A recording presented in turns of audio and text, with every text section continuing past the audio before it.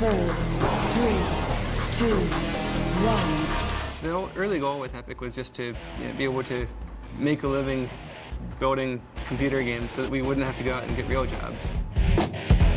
The Unreal community didn't exist, and I don't think Epic would be here right now. I mean, they're so instrumental in publicizing our game early on and creating hype for it. Nowadays, the Unreal community it's far, far larger than Epic. Epic's a 30-person company, and the Unreal community is many thousands of people out there doing really interesting things with the engines. Basically, anything that needs to simulate a 3D environment, from games to movie production to training simulators, anything could be a general use for the engine.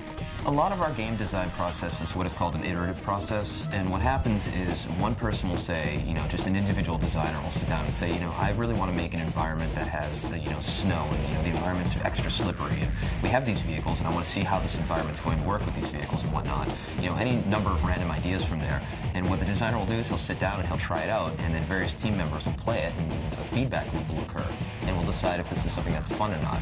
Every day at 3 o'clock, we have, a very large play session. Throughout the day, there are usually small play sessions in which a few people get in and play the game. The game is constantly being run, it's constantly being played, and we're trying to find issues, trying to find bugs, and trying to make what we feel is a very, very balanced title. Modding is short for modification. And we, from the get-go, from the original Unreal Tournament and Unreal 1, have fostered this community of, if you buy our game, we ship many of the very same tools we use to build the game with the product. So you're not just getting a game, you're almost getting a platform, you're getting a construction set.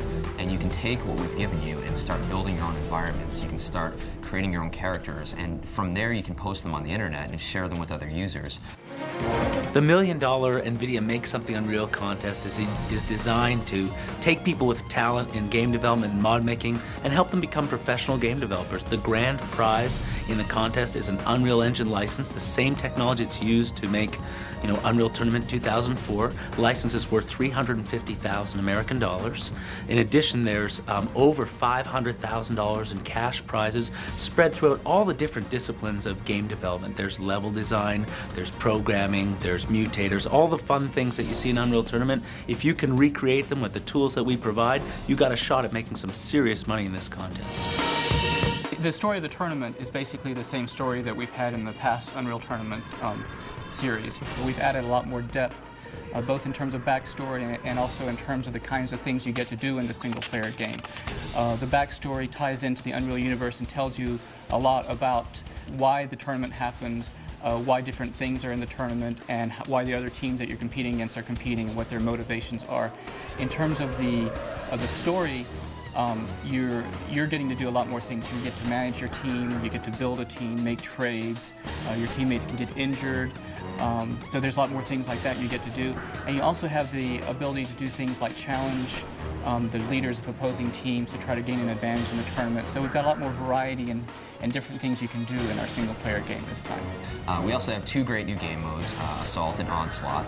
Assault, of course, is the return of the original, but there's been so many improvements and changes and additions that if you haven't played it before, it's all new to everyone.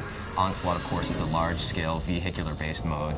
I believe at last count there's 9 or 10 vehicles in the game, from tanks to flying vehicles to hover vehicles to space fighters. I mean, it's just really, we take it all the way from the ground level to the air and then all the way into space. Well, the 2 new game types, Onslaught and Assault, really bring Unreal Tournament 2004 up to date. The big multiplayer online war simulation game.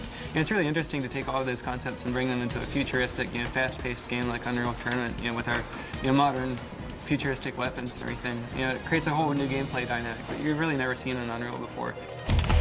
I think the good barometer of a good gaming experience as a designer is if you're making a game that you want to play. And every day when we have our play tests, and we can only play, depending on the day, 16 or 32 players, those servers are packed with every employee from our company just jumping on and blowing each other all to hell. It's just great, great fun.